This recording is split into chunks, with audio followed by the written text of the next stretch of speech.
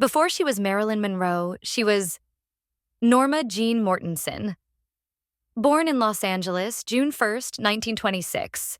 Her mother, Gladys, was mentally unstable and spent most of her life in psychiatric hospitals. Norma Jean never met her father, and to this day, his identity remains unknown. She was placed in an orphanage at the age of 9, then bounced around from one foster home to another. Some families were kind, others were not. She experienced abuse, abandonment, and emotional trauma at a young age. But there was something powerful about her, a spark she carried even as a child. At 16, in a desperate move to avoid being sent back to the orphanage, she married a 21-year-old neighbor named James Dougherty, but deep down, she knew she wanted more. During World War II, she worked in a munitions factory. One day, a military photographer visited and spotted her. Her beauty, her camera presence, it was instant. That photo shoot led to modeling contracts. And the more she modeled, the more people noticed her. She had something different. Not just pretty. Magnetic. She signed her first movie contract in 1946. To sound more Hollywood, she changed her name. From Norma Jean to Marilyn Monroe. She dyed her hair platinum blonde and studied acting seriously. But early on, Hollywood used her for her looks.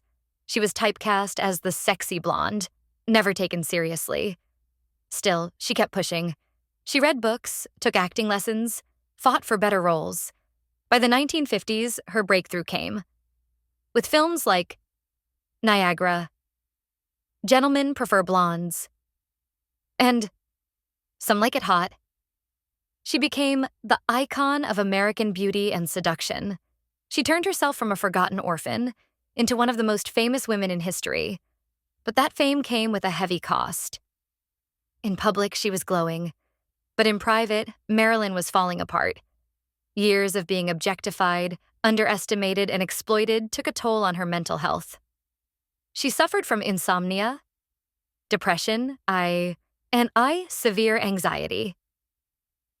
She relied heavily on barbiturates and sleeping pills just to get through the night. She was in and out of hospitals. She was battling the studios, the tabloids, and her own mind. By 1962, she had divorced 3 times.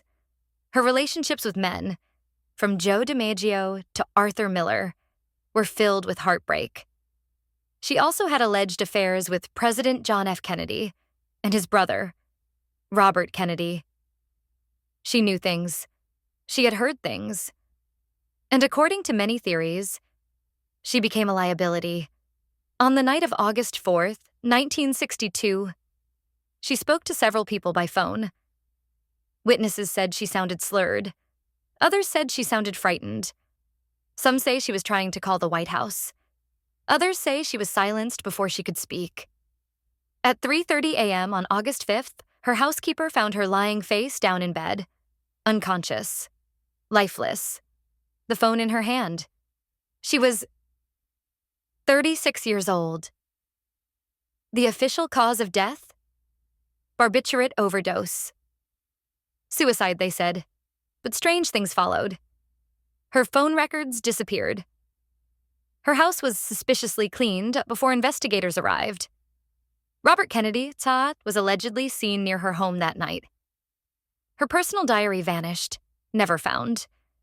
To this day, people question, did Marilyn Monroe really die by accident? Was it suicide? Or was it something darker? Some believe the government was involved. Others say powerful men wanted her silenced.